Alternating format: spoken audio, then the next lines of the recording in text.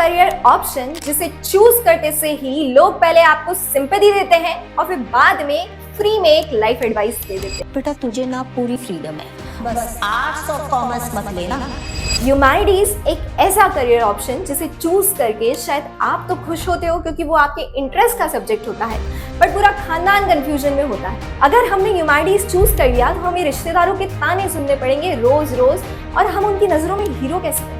आप में से बहुत लोग ऐसे भी होते हैं जो हिम्मत करके उसे as a career option choose कर लेते हैं, पर पहला कदम उठाना ही इतना भारी हो जाता है कि रोज आपको दिमाग में ये ख्याल आता है कि कहीं मैंने गलत करियर तो नहीं चूज कर लिया, कहीं मेरे फ्यूचर का दी एंड तो नहीं होने वाला है यहाँ से।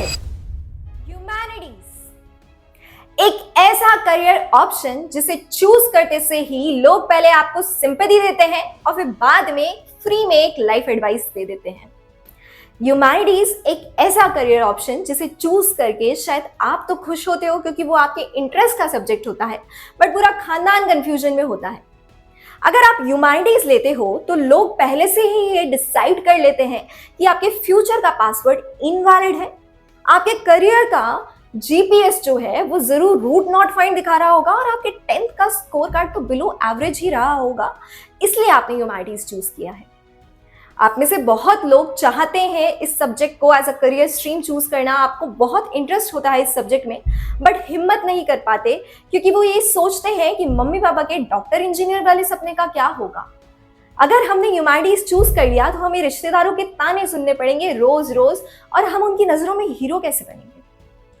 आप में से बहुत लोग ऐसे भी होते हैं जो हिम्मत करके उसे as a career option choose कर लेते हैं, पर पहला कदम उठाना ही इतना भारी हो जाता है कि रोज आपको दिमाग में ये ख्याल आता है कि कहीं मैंने गलत करियर तो नहीं चूज कर लिया, कहीं मेरे फ्यूचर का दी एंड तो नहीं होने वाला है यहाँ से। और आपको हर थोड़े दिन बाद कोई आके याद दिला देता है कि बेटा एक बार और सोच लो, यही करना है ना, यही चूज करना है ना, क्योंकि इसके बाद तो तुम्हारे पास सिर्फ यूपीएससी ही एक ऑप्शन रह जाएगा और बाकी सारे ऑप्शंस बंद हो जाएंगे। आज के इस वीडियो के माध्यम से ये जो सारे नोशंस, सारे मिथ्स समाज में चले आ रहे हैं ह्यूमैनिटीज के नाम पे सालों से, हम उसे खत्म करेंगे, उन मिथ्स को ब्रेक करेंगे और डिस्कवर करेंगे ह्यूमैनिटीज में क्या क्या अपॉर्चुनिटीज है और ह्यूमैनिटीज एज अ सब्जेक्ट उतनी ही अपॉर्चुनिटीज होल्ड करता है जितने की दूसरे सब्जेक्ट्स होल्ड करते हैं। ह्यूमैनिटीज मतलब अपने करियर को रिस्क में डालना नहीं है, बट अपने करियर को एक नया डायरेक्शन देना है और अपने करियर को लोगों से अलग हटके एक करियर बनाना है। ये सब कुछ आज के इस वीडियो में हम जानेंगे और शुरू करते हैं ब्रेक करने के साथ कुछ मिथ्स को। मिथ नंबर 1, ह्यूमैनिटीज में स्कोप नहीं है। किसने बोला कि ह्यूमैनिटीज में स्कोप नहीं है? आज अपनी लाइफ में कुछ लोग वो जो बहुत अच्छा कर रहे हैं, जैसे कि हमारी टॉप आईएएस ऑफिसर टीना डाबी, हमारे पूर्व प्रधानमंत्री मनमोहन सिंह जिन्होंने हमारे देश के लिए बहुत ज्यादा कंट्रीब्यूट करा, हमारे पूर्व एनडीटीवी के news anchor Ravish Kumar ji, anchor Om Kashyap ji, Shashi Tharoor जी जो कि यूएन में इंडिया के बैठे एक डिप्लोमेट है, ये सारे लोग अपनी लाइफ में बहुत अच्छा कर रहे हैं और अपने करियर में एक्सेल कर रहे हैं। तो क्या इनका बैकग्राउंड साइंस या कॉमर्स था? नहीं, बिल्कुल नहीं, इनका बैकग्राउंड ह्यूमैनिटीज ही था। तो अगर ये अपनी लाइफ में ह्यूमैनिटीज एज अ बैकग्राउंड को चूज करके कुछ बहुत अच्छा कर पा रहे हैं, तो आप क्यों नहीं कर सकते? आप स्टैंड आउट कर सकते हो अपने करियर में। स्कोप सब्जेक्ट में नहीं होता, स्कोप सोच में होता है। ये बात ध्यान रखिए हमेशा। आप चाहे साइंस ले लो, आप चाहे ह्यूमैनिटीज ले लो, कॉमर्स ले लो, अगर आपका अपने सब्जेक्ट पे कमांड अच्छा है, आपको उस सब्जेक्ट के बारे में इन डेप्थ नॉलेज है, आपका उस सब्जेक्ट को लेके एनालिसिस अच्छा है और आपको उस सब्जेक्ट का प्रैक्टिकल इंप्लीमेंटेशन पता है, तो आप अपने करियर में बिल्कुल अच्छा करोगे। क्यों नहीं कर पाओगे? अगर आप यूपीएससी की एग्जाम की तैयारी कर रहे हो, ठीक है, और आप ह्यूमैनिटीज के बच्चे हो, तो ऑलरेडी आपका बहुत ज्यादा सिलेबस, तो यूपीएससी का आधा सिलेबस कवर हो जाता है ह्यूमैनिटीज में। आपका फाउंडेशन स्ट्रांग बन जाता है, आपको उस एग्जाम के लिए एक नया ओरिएंटेशन मिल जाता है। तो क्यों नहीं है ह्यूमैनिटीज में स्कोप? अगर देखिए, आज की डेट में अगर मैं बताऊं तो आज की डेट में स्किल्स का जमाना है भाई। स्कोप का, सब्जेक्ट का जमाना नहीं है। हम ये नहीं बोल सकते कि सब्जेक्ट में स्कोप नहीं है, सब्जेक्ट में स्कोप नहीं है। आज की डेट में स्किल्स का जमाना है। 1991 में हमारा देश एक बहुत बुरे इकोनॉमिकल क्राइसिस से जूझ रहा था और उस टाइम जरूरत पड़ी एक इकोनॉमिस्ट की, एक इकोनॉमिक रिफॉर्मर की, जो हमें इस क्राइसिस से बाहर निकाल सके। उस टाइम पे जो हमारे पूर्व प्रधानमंत्री जी थे, मनमोहन सिंह जी, वो एक इकोनॉमिस्ट साबित हुए और बेहतरीन इकोनॉमिस्ट साबित हुए और उन्होंने हमें इकोनॉमिकल क्राइसिस की सिचुएशन से बाहर निकाला। वो ये क्यों कर पाए? क्या उनका बैकग्राउंड साइंस था? क्या उनका बैकग्राउंड कॉमर्स था इसलिए वो ये कर पाए? नहीं, वो ये इसलिए कर पाए क्योंकि उनका अपने सब्जेक्ट पे नॉलेज अच्छा था, अपने सब्जेक्ट के ऊपर कमांड अच्छा था। उन्हें पता था कि उनका सब्जेक्ट जो है वो रियल लाइफ में, प्रैक्टिकल लाइफ में कैसे इंप्लीमेंट होना है, इसलिए वो ये कर पाए। तो अगली बार अगर आपसे कोई पूछे, अगर आपसे कोई बोले ना कि ह्यूमैनिटीज में स्कोप नहीं है, तो उससे बोलो कि ह्यूमैनिटीज में स्कोप है। हर सब्जेक्ट में स्कोप होता है और स्कोप डिपेंड करता है आपकी सोच पे, आपके सब्जेक्ट नॉलेज के ऊपर। जो हमारे मैंने आपको बताया रवीश कुमार जी, जो हमारे एनडीटीवी के पूर्व एंकर रह चुके हैं, वो इतने अच्छे एंकर क्यों बने? क्या वो ऐसे ही बन गए? नहीं, वो इसलिए अच्छे एंकर बने क्योंकि उनका अपने सब्जेक्ट के ऊपर, अपने ह्यूमैनिटीज वाले सब्जेक्ट के ऊपर कमांड अच्छा था। तो उन्हें पता था कि समाज में क्या क्या दिक्कतें चल रही हैं और उन दिक्कतों को वो मीडिया के माध्यम से कैसे एड्रेस कर सकते हैं। तो आपका बेसिक पर्पस ये होता है किसी भी सब्जेक्ट को चूज करने का या उसे पढ़ने का, कि आप उसे भेड़चाल में जाके मत चूज करो, आपके इंटरेस्ट के साथ चूज करो। अगर आपका इंटरेस्ट होगा ना तो आप उस पर अच्छा कमांड बना लोगे और एक बार कमांड अच्छा होगा तो इमेंस नंबर ऑफ अपॉर्चुनिटीज आपके लिए खुल जाएगी। आजकल सब्जेक्ट का जमाना नहीं है, सब्जेक्ट का जमाना चला गया है। आजकल स्कोप का जमाना है, आजकल सोच का जमाना है, स्किल्स का जमाना है। So we have unbreaked myth number 1 कि ह्यूमैनिटीज में स्कोप नहीं है। अब आपको समझ आ गया, अगर आपका सब्जेक्ट पे कमांड अच्छा है तो ह्यूमैनिटीज में भी स्कोप है, आप अच्छा कर सकते हो उसमें भी, ठीक है। मिथ नंबर 2, ह्यूमैनिटीज वाले कम कमाते हैं। कमाई का आज की डेट में आपका क्या सब्जेक्ट है, आपकी क्या डिग्री है, उससे कोई लेना देना नहीं है। आज एक समोसा बेचने वाला भी ना एक इंजीनियर से ज्यादा कमा सकता है अगर वो टेस्ट प्रोवाइड कर रहा है, वो क्वालिटी प्रोवाइड कर रहा है, उसको पता है कि अपने समोसे को उसे कैसे बेचना है, ठीक है। तो कमाई का, this is totally a wrong notion कि ह्यूमैनिटीज वाले कम कमाते हैं। कमाई का आज की डेट में कोई लेना देना ही नहीं है डिग्री से। बहुत सारे बड़े बड़े अच्छी स्ट्रीम्स में डिग्री होल्डर घर में बैठे हुए हैं। अगर आपको पता है कि आपकी जो स्किल्स है आप उसे कंटिन्यूसली कैसे एनहांस कर सकते हो, अगर आप उन स्किल्स पे काम कर रहे हो, उन्हें कंटिन्यूसली एनहांस कर रहे हो, स्मार्ट वर्क कर रहे हो, और प्लस आपको पता है कि जमाने के साथ कैसे चलना है, तो आप कमा लोगे। कमाई का कभी भी सब्जेक्ट से कोई रिलेशन नहीं होता, ठीक है। तो this I believe is a totally wrong myth. कमाई का सब्जेक्ट से कोई लेना देना नहीं होता। मिथ नंबर 3, ह्यूमैनिटीज का मतलब है इजी सब्जेक्ट्स लेकर रिलैक्स करना। अच्छा, ह्यूमैनिटीज का मतलब है लोगों की नजरों में कि इजी सब्जेक्ट लेके आप रिलैक्स कर रहे हो। तो मैं आपको ये जो यहाँ बताने वाली हूँ, ह्यूमैनिटीज वाले बच्चे उससे रिलेट कर पाएंगे कि आपकी जो पॉलिटिकल साइंस की बुक होती है, हिस्ट्री, साइकोलॉजी, फिलॉसफी की जो बुक्स होती हैं, वो इतनी मोटी मोटी किताबें होती हैं। उनमें बहुत सारी थ्योरीज होती है, बहुत सारे केस स्टडीज होते हैं, ठीक है। और उन केस स्टडीज को आपको समझना रहता है एक बहुत मैच्योर माइंडसेट के साथ और एक बहुत मैच्योर अंडरस्टैंडिंग के साथ। तो अगर आपका माइंडसेट मैच्योर नहीं है, अगर आपकी अंडरस्टैंडिंग मैच्योर नहीं है, आपका दिमाग मैच्योर नहीं है, अगर आप उसको बारीकी से एक एक पॉइंट को अंडरलाइन करके नहीं समझ रहे हो, तो आप कभी उसको समझ ही नहीं पाओगे। आपको पता ही नहीं पड़ पाएगा कि जो आप पढ़ रहे हो उसका प्रैक्टिकल इम्प्लीमेंटेशन क्या है। तो ये बिल्कुल बकवास बात है कि ह्यूमैनिटीज वाले कम पढ़ते हैं। ह्यूमैनिटीज वाले एनालिसिस करते हैं, केस स्टडीज पढ़ते हैं, थियरीज पढ़ते हैं। ये सब कोई बचकाने दिमाग वाला इंसान नहीं पढ़ सकता। इसमें बहुत ज्यादा मेहनत लगती है, बहुत ज्यादा इन डेप्थ नॉलेज लगता है और आपको अंदर घुसना पड़ता है, डाइव इन करना पड़ता है उन थियरीज में। तभी आप समझ पाओगे कि उसको प्रैक्टिकली आपको कैसे इंप्लीमेंट करना है। इसमें कोई फॉर्मूला नहीं लिखा रहता, बस किताब में थ्योरीज लिखी रहती है और ये आपको अपना माइंडसेट अप्लाई करके समझना पड़ता है कि उन थ्योरीज को प्रैक्टिकली कैसे इंप्लीमेंट किया जाता है, ठीक है। तो this requires a creative and mature understanding. तो ये बिल्कुल खराब नोशन है कि ह्यूमैनिटीज का मतलब है इजी सब्जेक्ट लेके रिलैक्स करना। ये बिल्कुल भी सही बात नहीं है मेरे अकॉर्डिंग। और जो भी ह्यूमैनिटीज वाले बच्चे हैं जो पूरी मेहनत से शिद्दत से पढ़ते हैं तो ये उस चीज को रिलेट कर पा रहे होंगे। Moving to myth number 4। Myth number 4 है ह्यूमैनिटीज लेने वाले सीरियस नहीं होते पढ़ाई में। अच्छा, ह्यूमैनिटीज लेने वाले सीरियस नहीं होते पढ़ाई में। जो हमारे टॉप आज आईएएस ऑफिसर्स है, आईपीएस ऑफिसर्स है, आईएफएस ऑफिसर्स है, उनका बहुत लोगों का बैकग्राउंड ह्यूमैनिटीज ही तो था। अगर वो सीरियस नहीं होते पढ़ाई में तो वो वर्ल्ड का टफेस्ट एग्जाम कैसे क्रैक कर रहे होते, ये तो सोचने वाली बात है ना।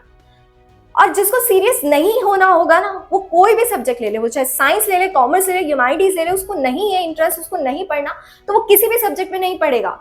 जिसको पढ़ना होगा वो कोई भी अपने इंटरेस्ट का सब्जेक्ट लेके पढ़ लेगा, क्योंकि उसका पढ़ने का मन है। तो सीरियस होना नहीं होना सब्जेक्ट पे डिपेंड नहीं करता, ये इस बात पे डिपेंड करता है कि आपको उस सब्जेक्ट को पढ़ने का मन है या नहीं है। आपका मन नहीं है तो आप कुछ भी ले लो, आप नहीं पढ़ पाओगे। और मैं तो बोलूंगी कि अगर आप अपने इंटरेस्ट का सब्जेक्ट नहीं लोगे ना, तो आप सिर्फ एग्जाम पास करने के लिए, एग्जाम में टॉप करने के लिए आप पढ़ तो लोगे क्योंकि आपको पढ़ना है, ठीक है, बट आप उसका जो सब्जेक्ट का एसेंस है, जो कोर है, वो सब्जेक्ट का एसेंस और कोर आप कभी समझ ही नहीं पाओगे। और आपने जो पढ़ा है वो आज से 2 साल बाद, 3 साल बाद भूल जाओगे, क्योंकि आपका इंटरेस्ट नहीं था, आपने सिर्फ एग्जाम पास करने के लिए पढ़ा है। पर अगर आपका इंटरेस्ट था, आपने मन लगा के पढ़ा है उस सब्जेक्ट को जिसमें आपका इंटरेस्ट था, तो आप उसका प्रैक्टिकल इंप्लीमेंटेशन तो समझ ही पाओगे, प्लस आप उसे जीवन भर याद रखोगे। इसलिए हमेशा इंटरेस्ट का सब्जेक्ट लो, कभी भी भेड़ चाल के पीछे मत भागो, ठीक है। समझ आई ये बात।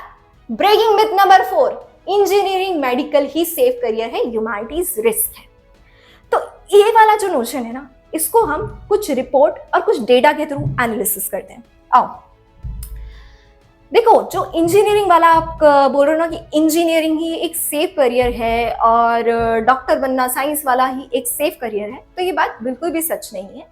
हो सकता है अगर कुछ लोगों ने बहुत मेहनत करी है तो हो सकता है कि उनके लिए सेफ करियर हो। देखो, आप मेहनत करोगे, आप अपना पैशन फॉलो करोगे, तो आपके लिए ऑटोमेटिकली चीजें सेफ बन जाएगी और कमाई आपके पीछे चल के आएगी।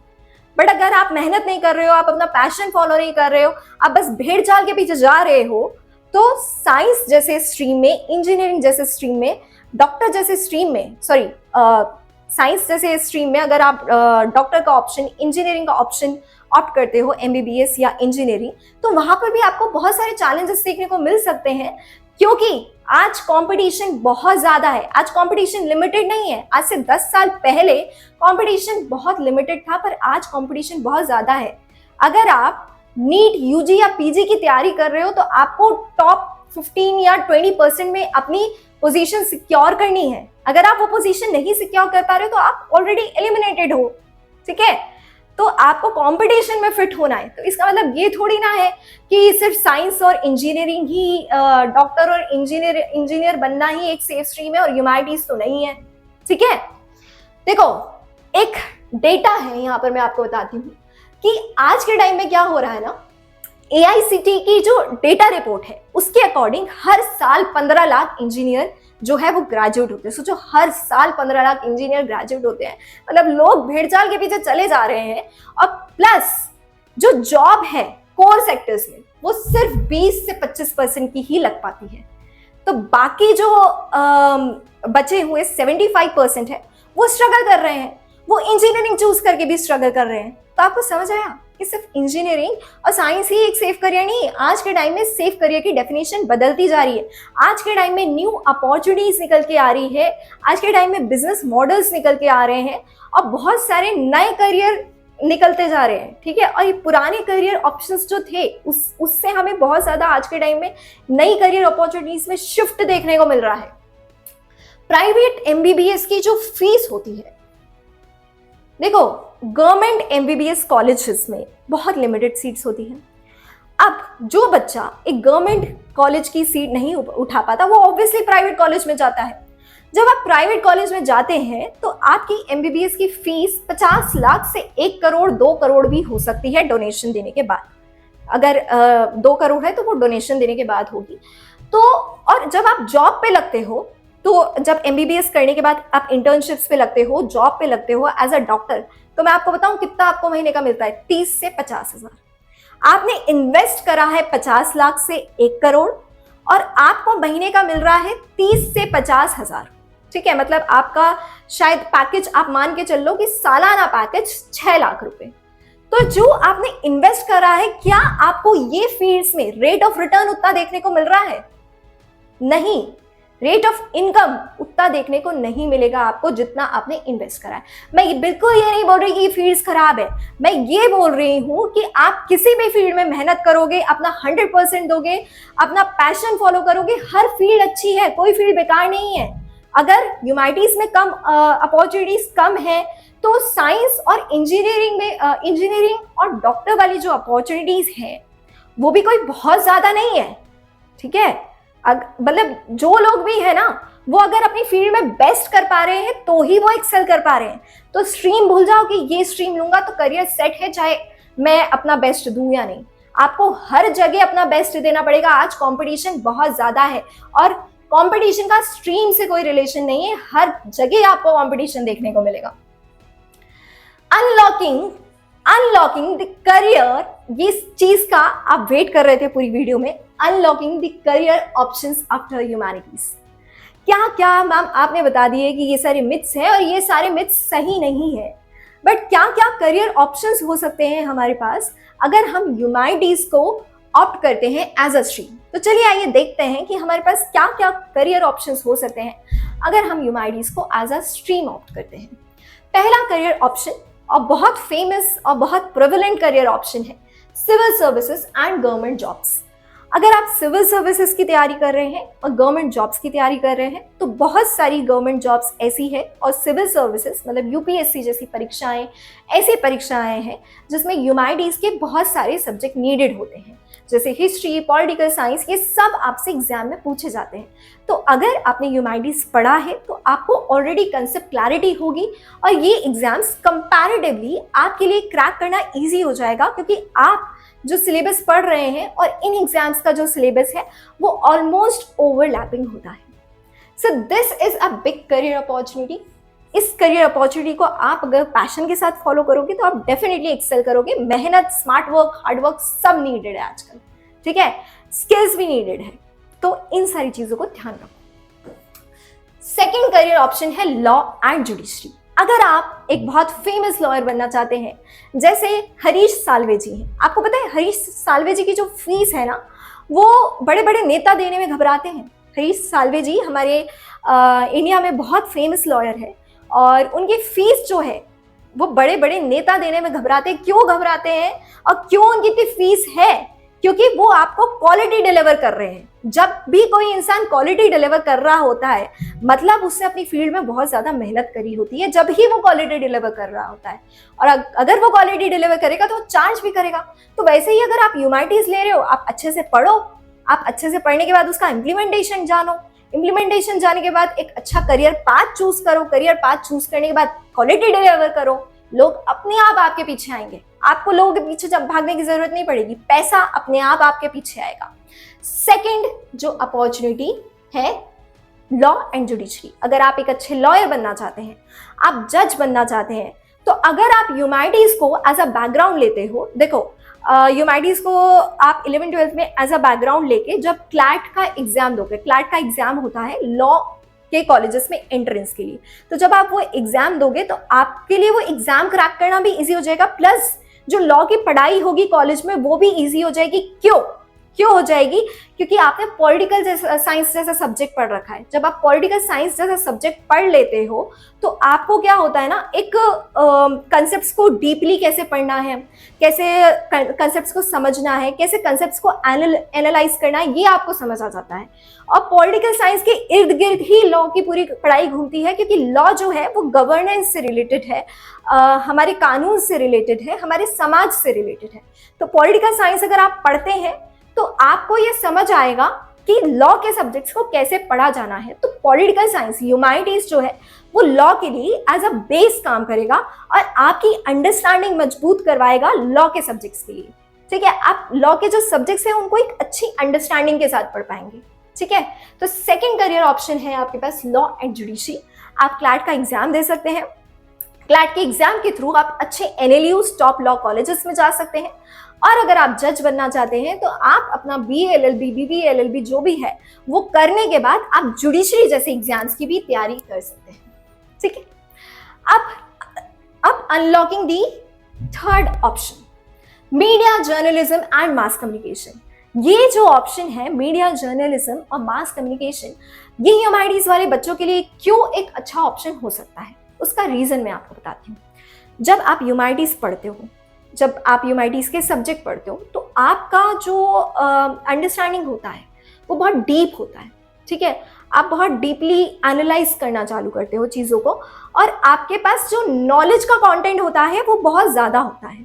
जब आपके पास किसी भी सब्जेक्ट से रिलेटेड नॉलेज का कंटेंट अच्छा हो जाता है ना, तो आपकी कम्युनिकेशन स्किल्स भी अपने आप डेवलप हो जाती है, क्योंकि आपको कम्युनिकेट करने के लिए आपके पास कंटेंट है।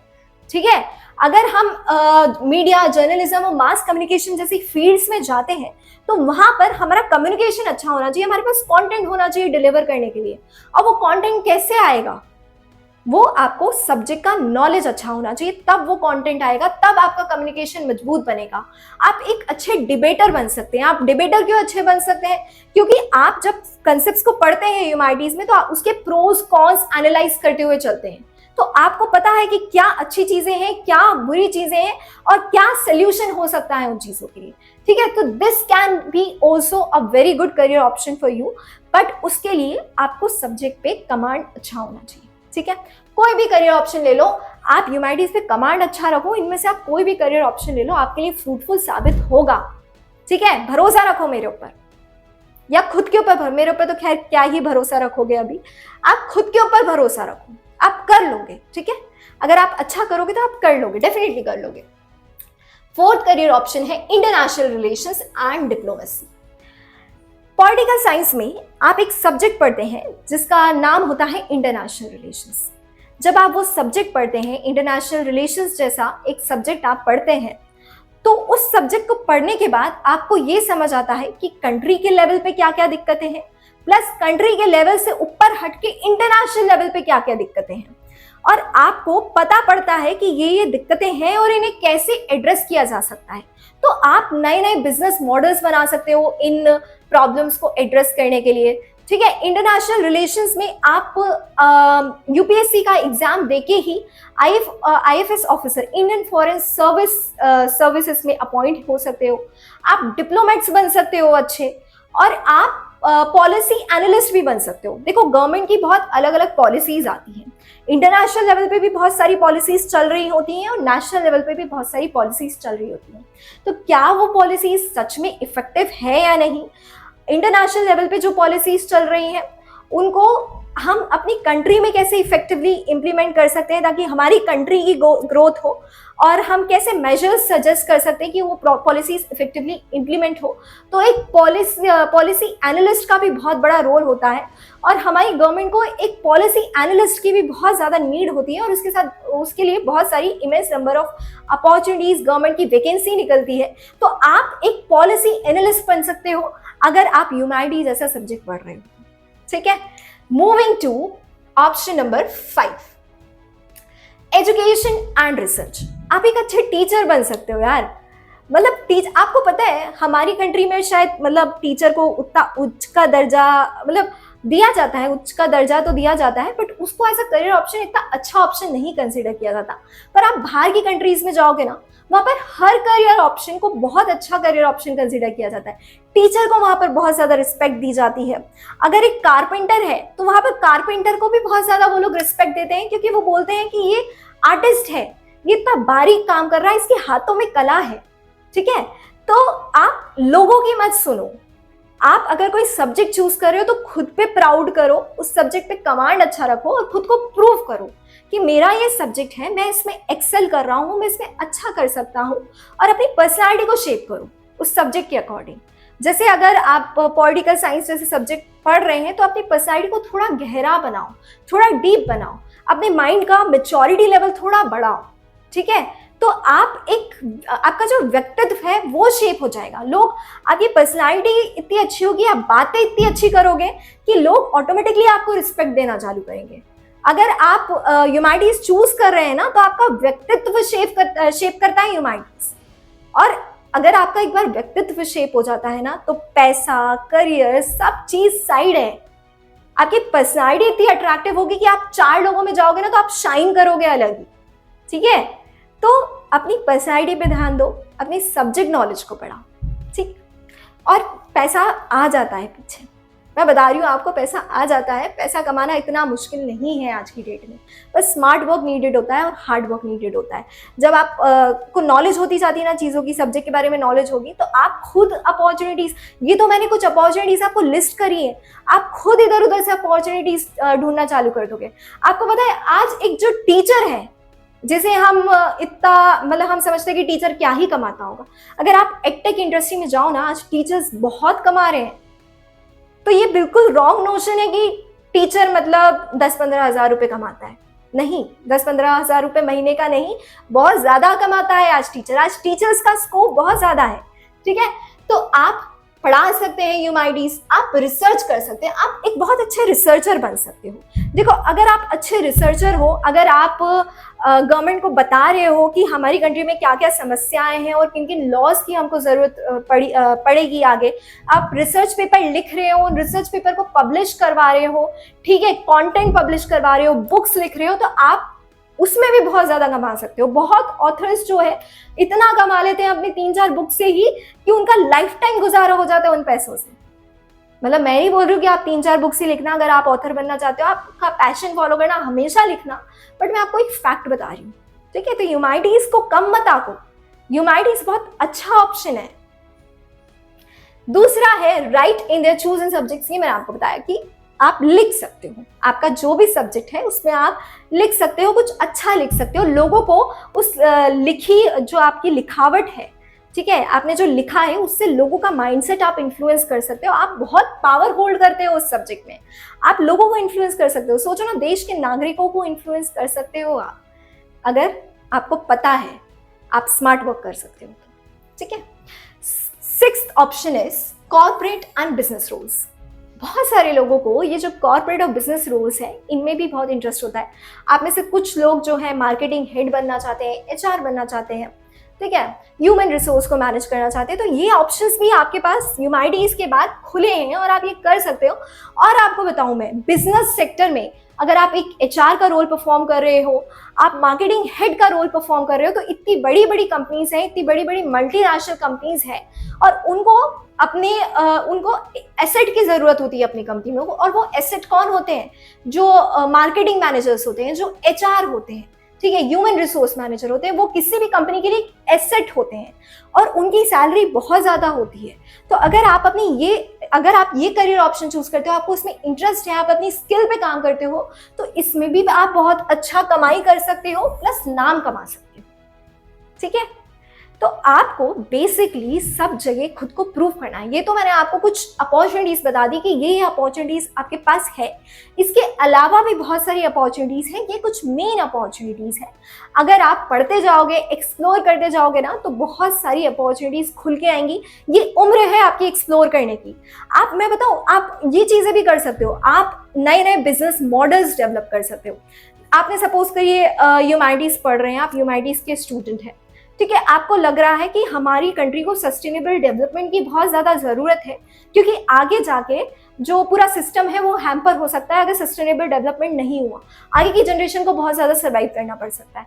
तो आप एज अ ह्यूमैनिटी स्टूडेंट नए नए मॉडल्स डेवलप कर सकते हो, बिजनेस मॉडल डेवलप कर सकते हो कि बिजनेस को चलाने के साथ साथ सस्टेनेबल डेवलपमेंट कैसे इंश्योर किया जाए। ठीक है, और इन मॉडल्स को आप मार्केट में सेल कर सकते हो। आजकल लोग बहुत अवेयर होते जा रहे हैं, उन्हें नीड है इन मॉडल्स की कि जो उनके इश्यूज को एड्रेस करे, उनकी समस्याओं को एड्रेस करे। तो आप ह्यूमैनिटीज पढ़ के ऐसे बिजनेस मॉडल्स भी डेवलप कर सकते हो। तो एंटरप्रेन्योरशिप भी आपके लिए एज अ ऑप्शन खुला है। मैं आपको बता रही हूँ, आप ह्यूमैनिटीज पढ़ोगे और अच्छे से पढ़ोगे, मन लगा के पढ़ोगे ना, उसको समझने की कोशिश करोगे, इसकी बारीकियों को समझने की कोशिश करोगे, आप एक बहुत गहरे व्यक्तित्व वाले इंसान बनेंगे और उस गहरे व्यक्तित्व को आप आगे कैरी फॉरवर्ड कर पाओगे अपने फ्यूचर में, अपने करियर में, ठीक है। और उसी की बेसिस पे आप एक्सेल भी करोगे, उसी की बेसिस पे आप नाम भी कमाओगे और उसी की बेसिस पे आप अच्छी कमाई भी करोगे, ठीक है। तो ह्यूमैनिटीज को कम नहीं आंकना है। अब ये वीडियो देखने के बाद, ये कंटेंट कंज्यूम करने के बाद आई होप कि आपको समझ आ गया कि ह्यूमैनिटीज जो है वो एक फेल करियर ऑप्शन नहीं है, वो एक बहुत ही अच्छा करियर ऑप्शन है जो आपको सोचने की, समझने की, क्वेश्चन करने की ताकत देता है, ठीक है। और एक बात याद रखिएगा, दुनिया को मशीन बनाने वाले लोग नहीं चाहिए, सिर्फ दुनिया को ऐसे लोग चाहिए जो सवाल करे, सवाल करके समस्याओं का निधन करे, उसे एड्रेस करे, ठीक है। तो दुनिया को, जो दुनिया है वो पुराने टाइम के माइंडसेट से आज बहुत अलग हो चुकी है, बहुत प्रोग्रेस कर रही है। तो अगली बार अगर आपसे कोई पूछे कि ह्यूमैनिटीज क्यों लेना है भाई, तो बोलना कि तुम्हारे लिए आर्ट हो सकता है, तुम्हारे लिए आर्ट्स हो सकता है, पर मेरे लिए आर्ट है अपने करियर का मास्टरपीस शेप करने के लिए, ठीक है। तुम्हारे लिए आर्ट्स है, मेरे लिए आर्ट है अपने करियर को मास्टरपीस बनाने का। तो हम समाप्त करते हैं इस वीडियो को इस अच्छे डायलॉग के साथ। आई होप ये वीडियो आपके लिए इम्पैक्टफुल हुआ होगा और आपको समझ आया होगा कि जिस चीज़ को आप कम आंक रहे हैं वो कम नहीं है, बस भरोसा रखना है खुद पे और आगे बढ़ते रहना है, आप बहुत अच्छा करोगे जीवन, ठीक है। Thank you very much.